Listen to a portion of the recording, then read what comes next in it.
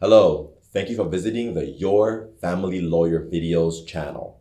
My name is Mac Pierre-Louis, attorney at law and mediator. I'm the managing attorney at Pierre-Louis and Associates PLLC, a Houston law firm focused on civil and family law. And today I have my colleague, Glenda Clausell. I'm an attorney in Houston, Texas at the Clausell Law Firm, and my practice area is estate planning, probate, and business law. Okay, and I can be reached at macpierrelouis.com, my website, and Glenda.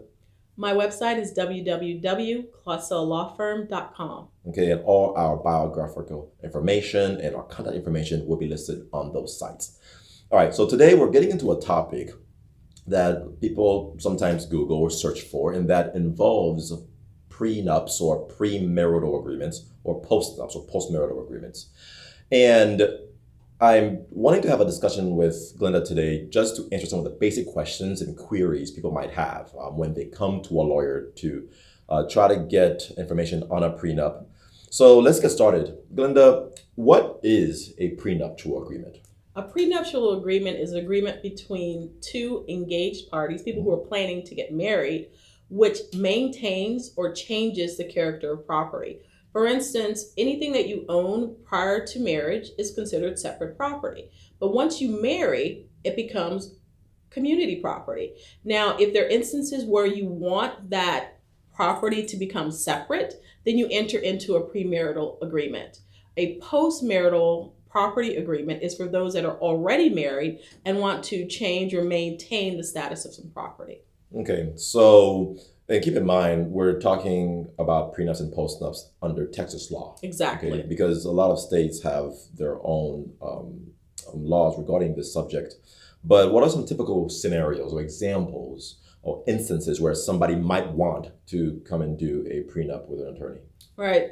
As most of you know, Texas is a community property state. So there could be instances where both parties are interested in a prenuptial agreement. It could be an instance where they are marrying later in life and they have adult children and they want to make sure that certain assets remain separate for the benefit of those children.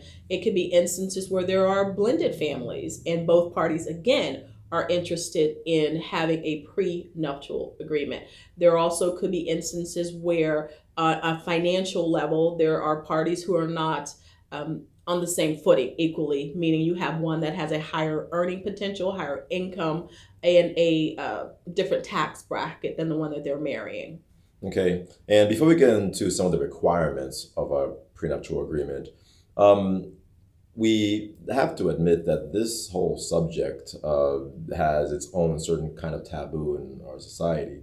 So what do you think are some people's concerns when they hear the words prenup or postnup agreements? It's the precursor to a divorce. So basically you're setting yourself up for a divorce because you're maintaining separate something while you're married. But it's not, in most instances, it is a meeting of the minds between the parties that they want this prenup agreement or the postmarital property agreement because they want there be a benefit to their children and grandchildren. So in a lot of instances, you have postmarital property agreements or postnups because both parties are at the point where they want to make sure that certain assets remain with certain members of the family. So needless to say, there are plenty of marriages that thrive and are very successful even though the parties have prenuptial agreements in place or postnuptial agreements in place that they do together during their marriage, right? Right, because in the state of Texas, most agreements are postmarital property agreements. Again, it's not something you do because you know you're getting divorced. It's something that you're doing just to protect certain assets for certain members of your family.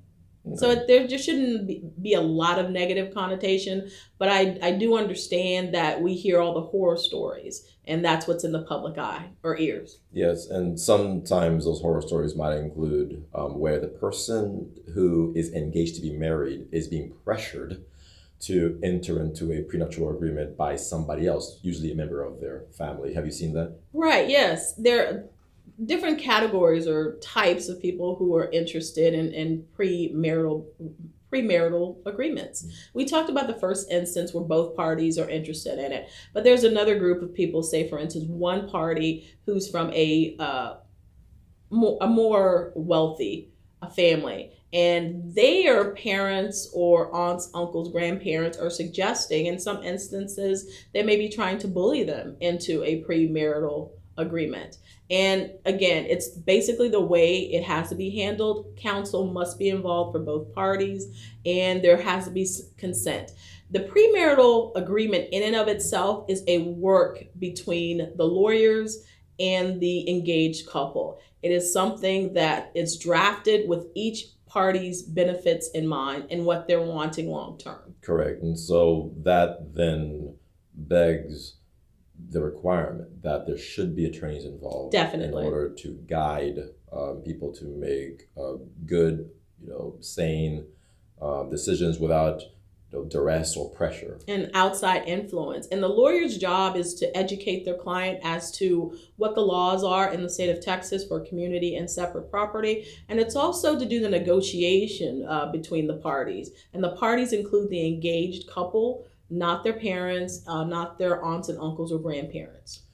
Okay, so let's turn now to what are some of the basic requirements of doing a prenuptial agreement, because it is a glorified contract, but like a will or certain other agreements that two people might come into to do, there are some basic requirements that must be satisfied in order for the prenuptial agreement to become enforceable later. So what are the basic requirements?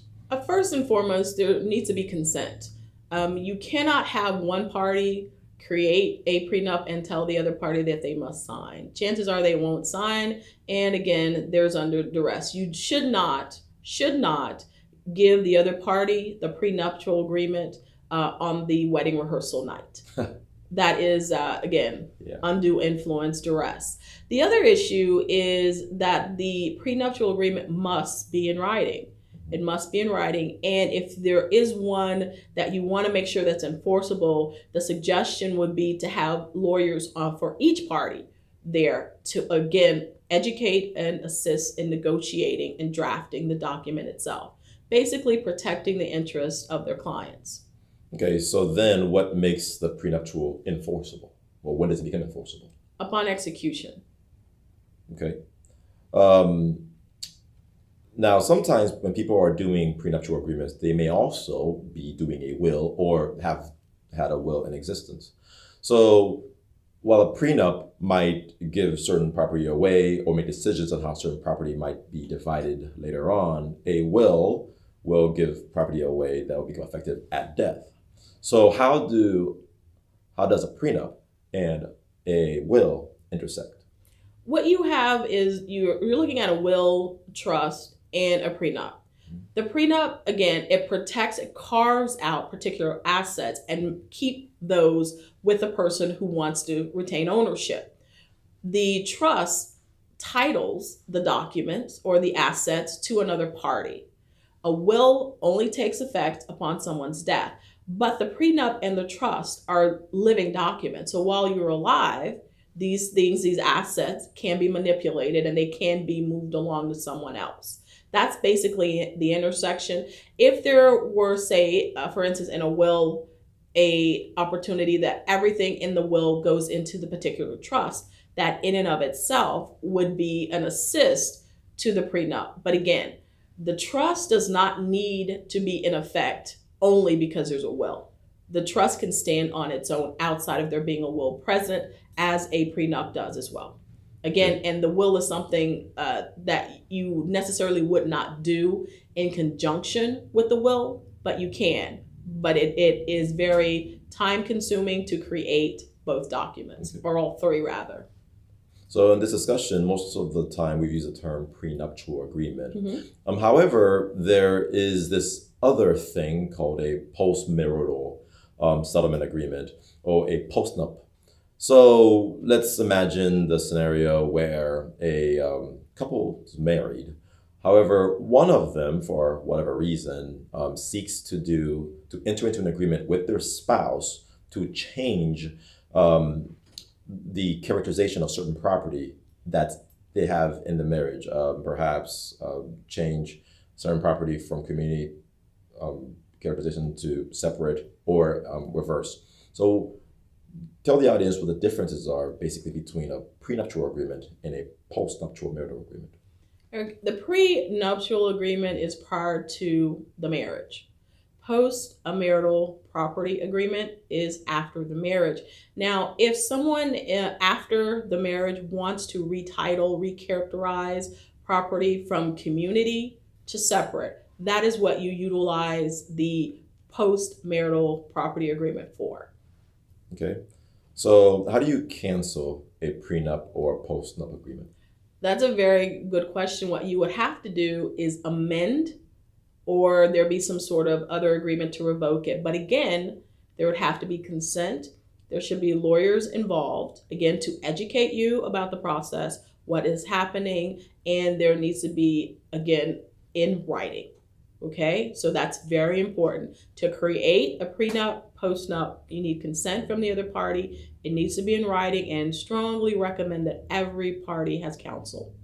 Now, I'm sure a lot of people who are entertaining doing a prenup or postnup might have in mind is the cost of doing all of this, right? Because, when people hear lawyers, they think of a great expensive fee. What can you say about the cost of these things? What have you seen? Cost-wise, it's I don't know if it's optional, but cost-wise, you need to think about your particular circumstances. Again, every family, every pre or post-nuptial agreement, it's going to depend on your family circumstances, your assets, and what you're trying to do, or what the end result you're looking for. Cost, it ranges, again, so you're going to have to look at what your expectancy is, how complicated the process is, how many assets are involved, and how much work is going to be involved in it. Again, same thing with a trust. It's very time consuming, it's complicated, and it takes a little bit of time. All right. Well, thank you, Glenda, for this discussion today. So again, my name is Mac Pierre-Louis, attorney at law at Pierre-Louis & Associates PLC. I can be reached at macpierre.com. And Glenda, you want to close this out? Sure. I'm Glenda Clausell. You can reach me contact us at Clausell Law Firm.